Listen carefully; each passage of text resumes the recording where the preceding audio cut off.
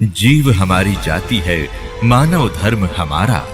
हिंदू मुस्लिम सिख ईसाई धर्म नहीं कोई न्यारा।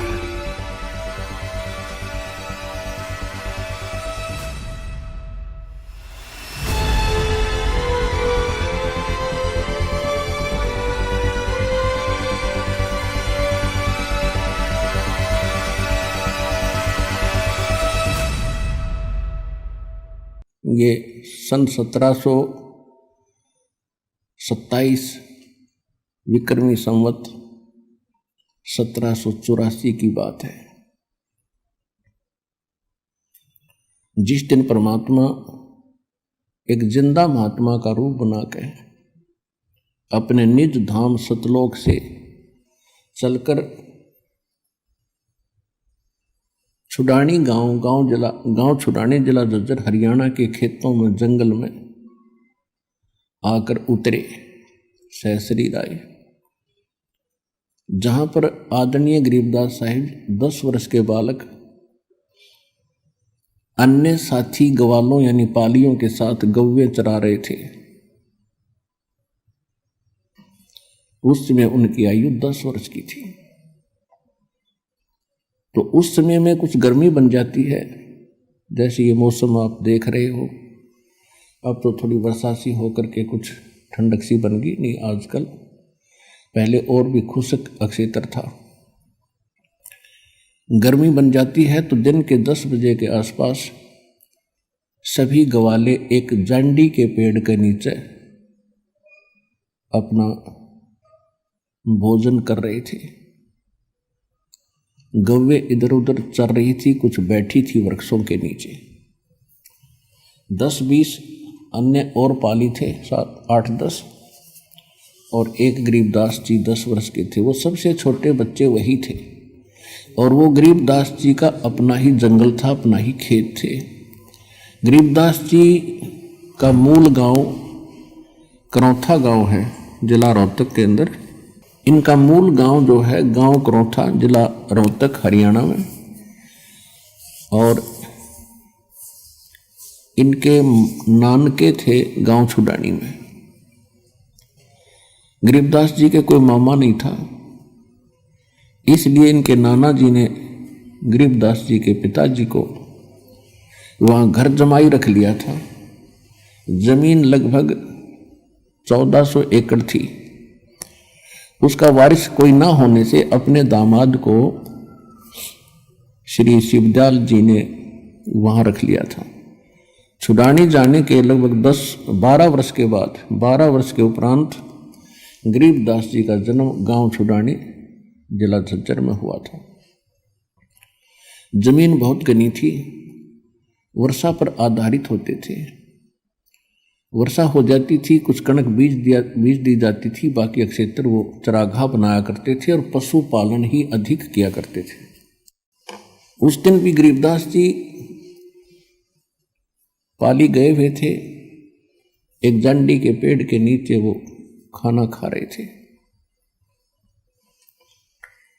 गरीबदास जी का जन्म सन 1717 विक्रमी संवत 1774 को हुआ, वैशाख पूर्णमासी को।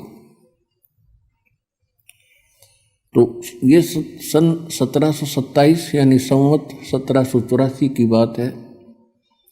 फाल्गुन उतरते की द्वादशी यानी सुदी द्वादशी, चांदनी द्वादशी, दिन के 10 बजे परमात्मा वहाँ उनके पास एक साधु रूप में आए, जहाँ वो सभी गवाले पाली आहार कर रहे थे, रोटी खा रहे थे।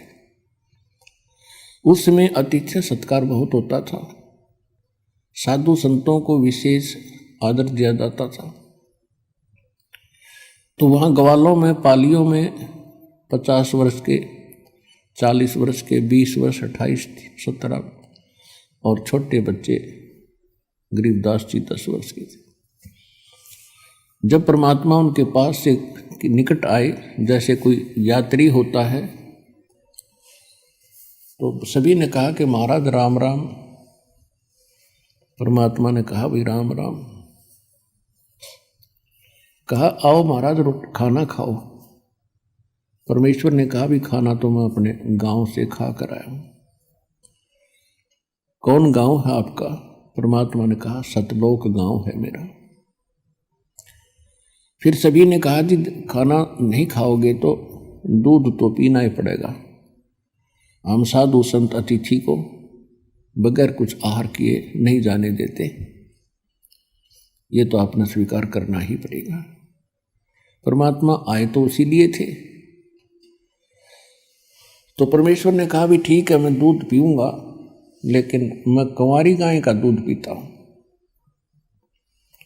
जो बड़ी उम्र के व्यक्ति थे, ग्वाले थे, वो कहने लगे बाबा जी आपकी नीयत नहीं है दूध पीने की, आप तो मजाक कर रहे हो।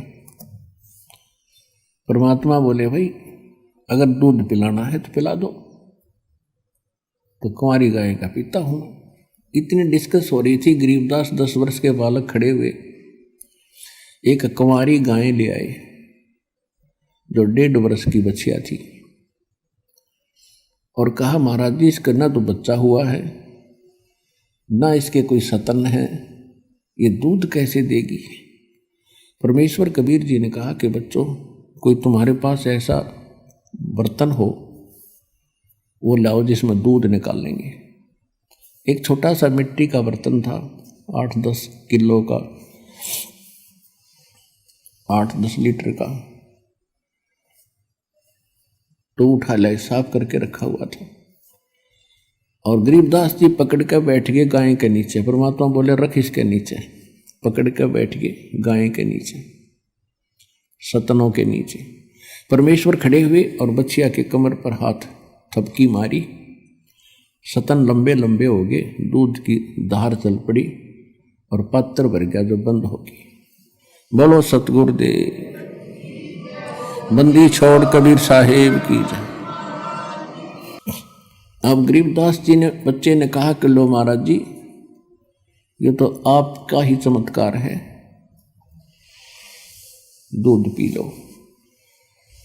परमात्मा ने कुछ दूध पिया, शेष उन पालियों से कहा कि ले बच्चों पी लो, ये प्रसाद है। अब जो बड़े गरीबदास जी से जो बड़े थे सारे, उन्होंने कहा कि हम ना पीवें, ये तो पाप का दूध है, कुंवारी गाय का दूध निकाल दिया और ना जाने क्या जादू जंतर कर रखा है आपने, और फिर आपने झूठा कर दिया, अपना पता कौन सी जाति के हो, हम ना पीवें, उठ कर चले गए। अब गरीबदास जी ने कहा कि लो भगवान मुझे दे दो, आपका बनाया हुआ प्रसाद कब कब उपलब्ध हो, सौभाग्य है मेरा जो आपका झूठा दूध मुझे प्राप्त होगा, अमृत होगा। परमात्मा ने कहा था बेटा ये जादू जंत्र का नहीं है, ये यहाँ इस लोक का भी नहीं है, ये तो मेरे लोक से आया, सतलोक से, और पी लो तुम, बहुत लाभ होगा। कहते हैं सकल पदार्थ है जग माही, पर कर्महीन नर पावत माही। गरीबदास जी ने वो दूध पिया, वो सभी चले गए दूर, पाली दूसरे साइड में गऊओं को भी आंक ले गए। अब वहां रह गए वो परमात्मा और वो प्यारी आत्मा जिसके लिए मालिक आए थे। परमेश्वर ने चर्चा शुरू की कि बेटा भक्ति किया करो, परमात्मा का नाम लेना चाहिए, ये मनुष्य जीवन बार बार नहीं मिलेगा। तो गरीबदास जी जैसे बच्चे थे कहने लगे भगवान हम करते हैं, राम राम करते हैं, सीता राम करते हैं, राधे श्याम का जाप करते हैं, बजरंग बली की जय बोले, शंकर भगवान की भक्ति करें।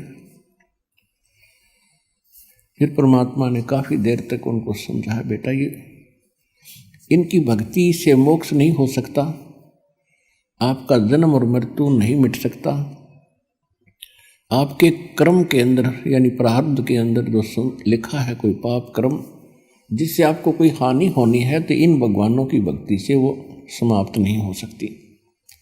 इन भगवानों की भक्ति करने से आपको पुण्य और पाप दोनों ही प्राप्त होंगे। और कहते हैं पिछले ही तप से होते हैं पूर्ण हंस मुराद। ये पिछले संस्कार थे उस बालक के,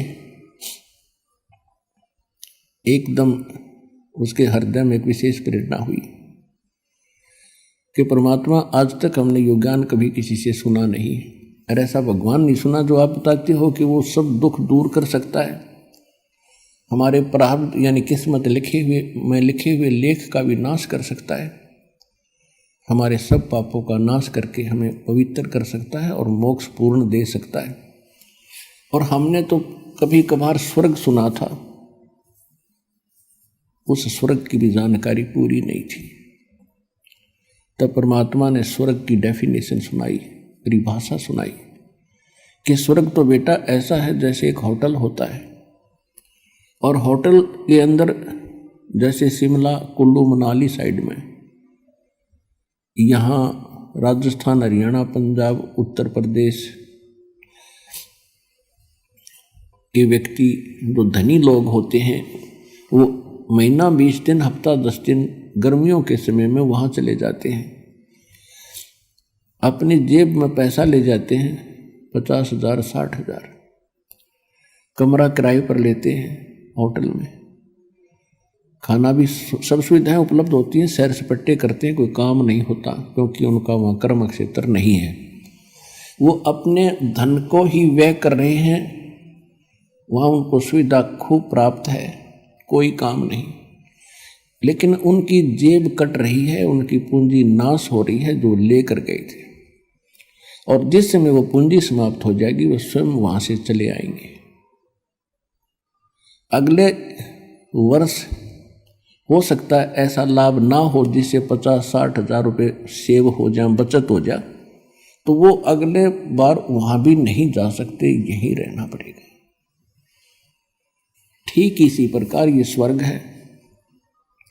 स्वर्ग में भक्ति के धनी व्यक्ति जाते हैं, वहाँ कोई काम नहीं, लेकिन आपके पुण्य वहाँ जमा हो जाते हैं, जो भी खाओगे पियोगे इच्छा करोगे आपको प्राप्त होता रहेगा, लेकिन आपका बैलेंस लेस होता रहेगा, और जिस समय आपके पुण्य समाप्त हो जाएंगे आपको जबरदस्ती वहाँ से नरक में डाल दिया जाएगा,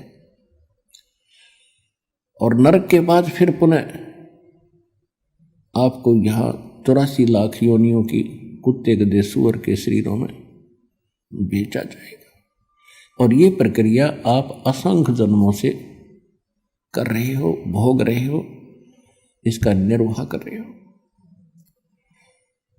जहाँ से मैं आया हूँ वो एक ऐसा स्थान है जहाँ आप पहले रहते थे, पूरी सृष्टि रचना सुनाई, आप सभी वहाँ रहते थे, वहाँ कभी मृत्यु नहीं है,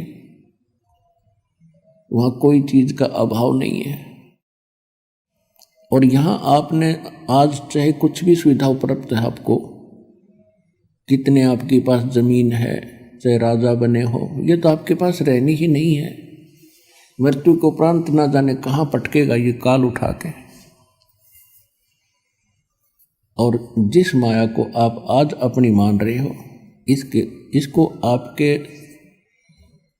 नाना जी के पिताजी भी अपनी मान रहे थे, और उसके पिताजी भी अपनी मान रहे थे। अब वो कहाँ है भाई? अब वो कहीं गधे कुत्ते बनकर घूम रहे हैं। तो परमात्मा ने गरीबदास जी को समझाया, ये माया है राम की अपनी कहें गंवारे, जमपुर धक्के खाओगे नाहक बहे बेगार। पूंजी साहूकार की ये बंजारा संसार, और पूंजी माल गंवा दिया इब नाहक बहे बेगार। परमात्मा ने बताया कि बेटा ये पृथ्वी इस काल साहूकार की है, और तुम यहाँ बंजारे बनकर आए हुए हो। इस पर एक आपने इससे लाभ उठाना था कि अपना निर्वाह भी करते और मोक्ष के लिए भी कुछ प्रयत्न करते। आप उस उद्देश्य को भूलकर यहाँ संसार की भूल भुलैया में भूल चुके हो, और आपने कि ये परंपरा मान ली, बुढ़े होकर तो मराया करें, यानी वृद्ध अवस्था में तो मृत्यु सभी की होती है, और जब तक वृद्ध नहीं होते खूब काम करें, अच्छी संपत्ति बनावें, हमारे आने वाले बच्चे प्रयोग करेंगे। तो परमात्मा ने बताया कि बेटा बच्चों को भी वही मिलेगा जो उनके संस्कार में है।